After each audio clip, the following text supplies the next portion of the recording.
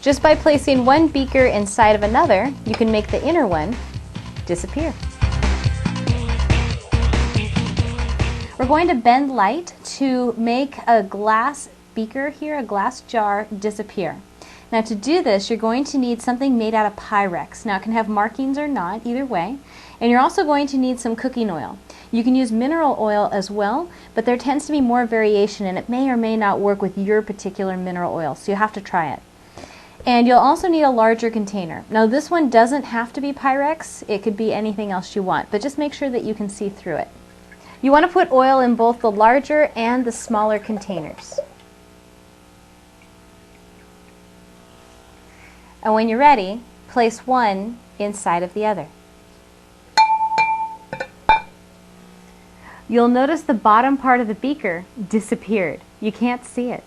Now if you lift it up out of the jar, you can see it, but as soon as you place it in, it's gone. So what's going on?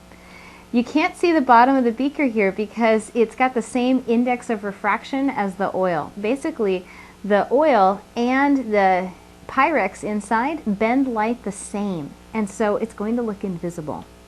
Go ahead and try this with canola oil, olive oil, and mineral oil and see which results work best for you. You can also try other things like corn syrup, although corn syrup tends to be more dependent on temperature, so you may not get as good of results.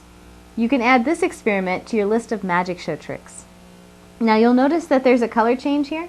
That has to do with there's a different amount of oil on the inside versus the outside.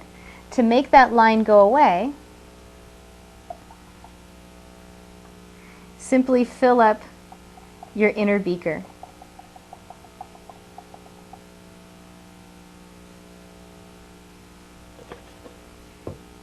And you'll see the beaker has completely disappeared.